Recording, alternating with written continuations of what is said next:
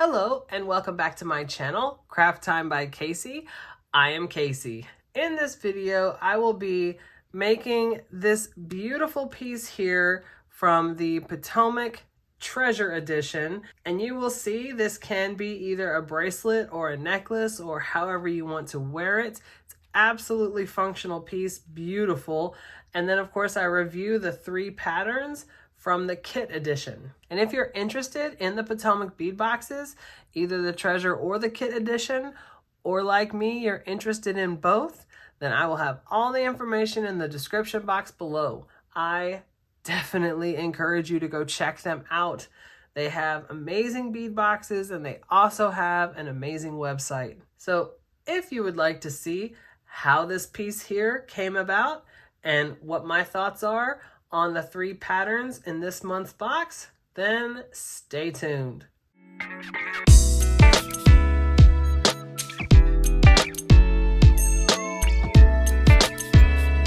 I'm going to start with the tools that I will be using. I have 2 sets of chain nose pliers, 1 set of cutters, and 1 set of crimping pliers. And I want to briefly mention my tool set. It is the Casual Comfort tool set.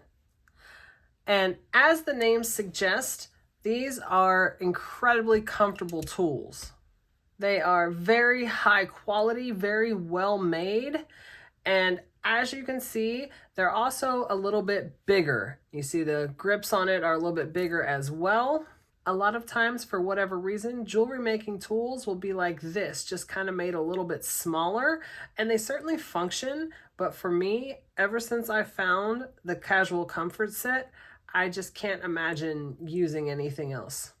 So I will have this tool set linked down below, along with everything else I use that did not come from the bead boxes. I am also using 49 strand bead along wire in the color Bright. And that is that silver color. And I know you can see that my metal down here is not silver, but I assure you when everything is put together, you will not even be able to tell that the wire is silver. And I always get the 100 feet just because I go through it so quickly.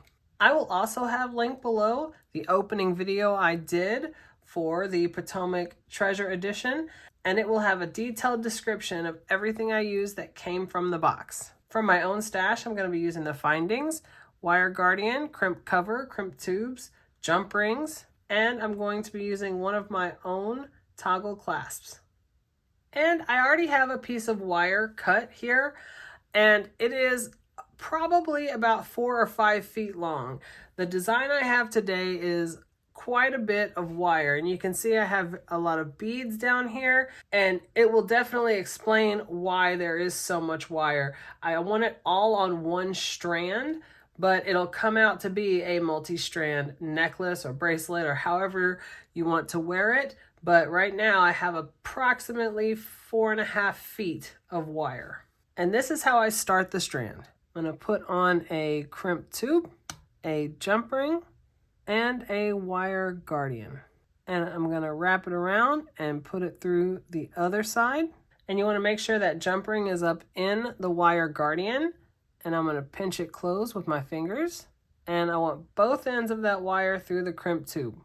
And I'm going to pull on the longer end just because I don't need the tail quite that big. And I know the parts are small, but I want you to make sure that the wires are not crossed underneath that crimp tube. And I'm going to go in with my crimping pliers into that second divot and give it a good smash. Get that taco shape, turn it on its side, go into that first divot, give it another good smash.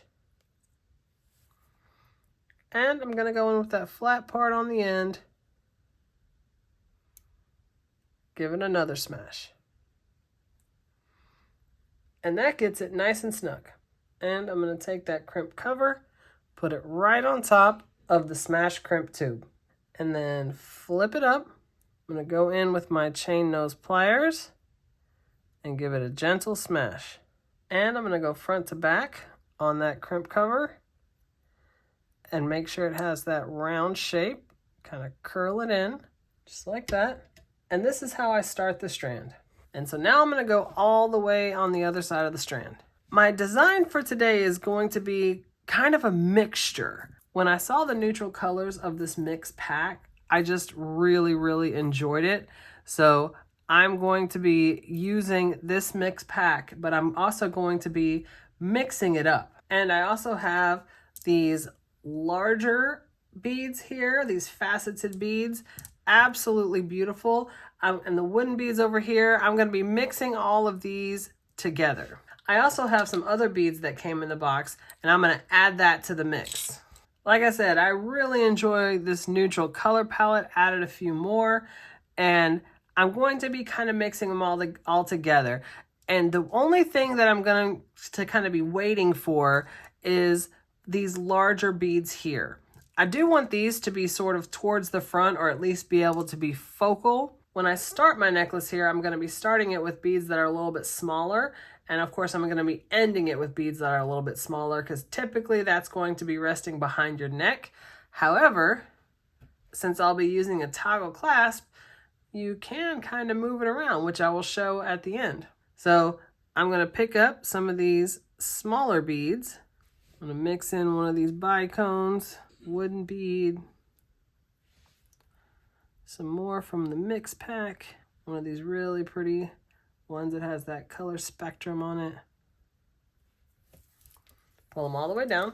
And when you get to the other end, you want to take that tail and put it back up through the first couple of beads.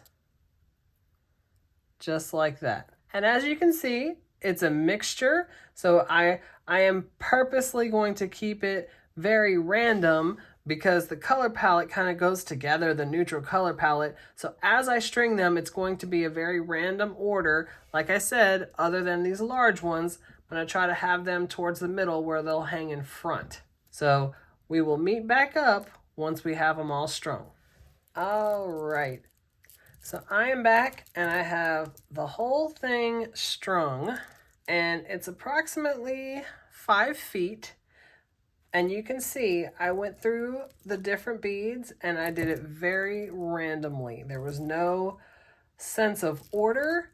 And I feel like if you get a color palette of beads that just looks really nice and goes well together, then you can have a random necklace like this, or I should say a purposeful necklace with a random order, then it works. So the big thing about this is when you make it all one strand, you want to make sure it doesn't get too tight at the bottom of it, because as you're loading on the beads, it's very easy to just kind of push them down, which can get the bottom of the strand to be very bunched up. Now you don't want gaps in between it, but you want to make sure it's not too tight throughout the strand. So we're going to close it off on this side, and then I'll show you how I would wear something like this. I'm going to put on a crimp tube, a jump ring, a wire guardian. I put it through one of the sides and then wrap it around, put it through the other. And I'm going to put that jump ring up in that wire guardian and then pinch it closed and put both ends of the wire through that crimp tube. And I want to put the end of the wire through the first couple of beads, just like that, and then pull it down. And you definitely want to have that balance, but where you have a lot of flexibility in your strand, like I said, you don't want the beads pushed down way too tight. You want flexibility, but you also don't want to have it too loose where you have, gaps in between the beads. So you want to have it right at that balance. And I'm going to go in with my crimping pliers into that second divot. Give it a good smash. Get that taco shape. Turn it on its side. Into that first divot. Give it another smash, just like that. And then I'm going to go in with that flat part on the end and give it the final smash.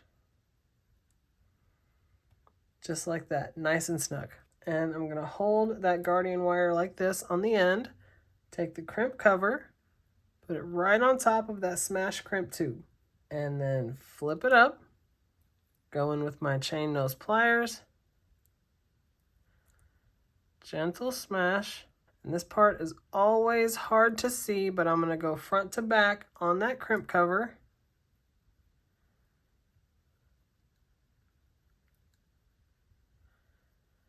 And that way it gives it that round shape. Just like that.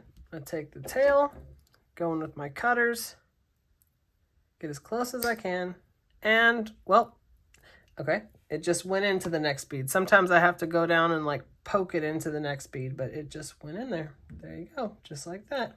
So now both ends are done, and I'm going to try to show you the length right here, and I'll have it on a necklace display here in a minute. All right, so there's the full length, and factoring in the curves on either end, you can see it's about 5 feet. So you have 1, 2, 3, 4, and then this much of the 5th one. But like I said, you got to factor in those curves on the end. So it's about 5 feet of beads. So now we're going to put on the toggle. I'm going to use the jump ring that's already on the end, open it, and put on one end of the toggle and close it. And I'm taking another jump ring, open it, and I'm going to put it around that guardian wire, around that toggle, and close it. So as you can see here on the end, I have 2 jump rings. And that might not be necessary, but we do have 5 feet of beads. It's not really heavy, but it's not your typical necklace. So just a little added strength there for the end. We're going to do the same thing on the other side. All right, so here's the other end. You can see 2 jump rings as well. Now we have both sides done, and there it is. So one way that you can wear this is as a very stackable bracelet.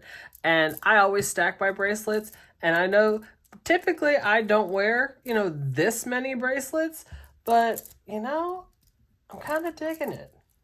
I really am. And then, of course, you got the toggle. It's very easy to put on. I just wrapped it around until I got to the end and then put the toggle. So you can have just a very neutral outfit with a bracelet that kind of stands out. So I'll show you another way that we can wear this. And here's another way. You can wear it as a multi-strand necklace.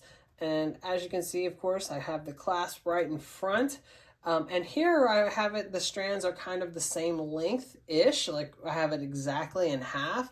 But you can also have it like this, where you have one of the strands set quite a bit shorter and kind of a longer strand, and it just looks like a matching set. That's one of the things I absolutely love about having a piece like this where it's all one strand, is you can kind of manipulate it and wear it just so many different ways, all just with one piece. So I absolutely love making pieces like this. All right, so this is my design for the Treasure Edition. Now we're gonna get into my review of the Kit Edition. And the first pattern that I made was the Spring Splendor Flower Fringe. And here is mine. And I have to say, I pretty much followed the pattern exactly. I really liked how this chain came out. I think it looks really cool. I always hesitate when everything hinges on one seed bead, like the hinge point between these is one 11-0 seed bead, but I went around each one twice with the thread just to, extra security for me as I was making this, but I do think this looks really pretty. And then, of course, the fringe. I really like all these flower beads. It came together really nicely. And I've said it in a previous video, typically I don't necessarily prefer button clasps, but I went ahead and made it with this one. I've changed them before in the past and just used different clasp, but since the design for this one is made for the clasp to be in front as part of the design, I just thought that looked really cool. So I left that clasp on there, the button clasp, just like that. Now, I will say this pattern was not difficult. It was very easy to follow. I did use the video version for the chain part of it. Once I got to the fringe, it was pretty straightforward. It wasn't difficult at all. And the pattern here just explained it absolutely perfectly. So I really do like this. I think this is really pretty, and it was quite simple to make. The chain was a little time consuming. It took me a couple days to make this, but overall I think it is really nice. All right, so here's the first one. On to the next one. The second pattern that I made was the Playful Pixels square stitch, and here are mine. I pretty much made the exact same pattern. The only thing that I changed was on here, the outside for each one of these was the gold seed bead, and I didn't have enough of that gold seed bead to put it on the outside because it's all used, like each color was used the same up here in this part of the pattern, but when it comes down here, the one that's on the outside is the only color that's used twice. So you use twice as much of it for the fringe here at the bottom. And I did not have as much to do it twice over here, so I switched the pattern on top. I mean, you can't really tell the pattern on top is all that different. It pretty much looks the same, but I changed it to where I would have a different color on the outside. And I chose this yellow color because I had more of that color of seed bead. But like I said, minor change, not really that different. And these were a little time consuming as well. As you can see, the whole project is nothing but 11-0 seed beads, so it did take a little bit to do all this square stitch up here at the top, but I do really like these. I did not need the video version of this at all. It was very simple, and the pattern here explained it really nice, so I did not go into the video version of this one at all. But here are mine. I really like them, and they were very simple. All right, so here's the second one. On to the last one. The last pattern that I did was the Zenia Garland Super Duo. And here is mine. I really like this. I think this might be my favorite pattern this time. I really like the way that they do look like real, like flowers, like you have a variety of flowers in a bracelet. The one thing I did change is I used one of my own toggle clasps. The pattern came with a lobster clasp, and I don't really function very well when I'm putting on a bracelet with one hand with a lobster clasp, so I usually use toggles or magnet clasps when it comes to bracelets. So I did make that very small change, but the rest of the pattern was the exact same. And I did go into the video version of this one just to kind of see how the flowers were connected. And in this pattern, as well as that first one, for each flower connection, everything does hinge on one seed bead. Of course, in this pattern is 1/8 seed bead. And, you know, I think it's still pretty strong. I went around a couple different times just to give it an extra bit of strength, but I do like it. All right, so here is the last pattern, and I'm going to get everything on the screen.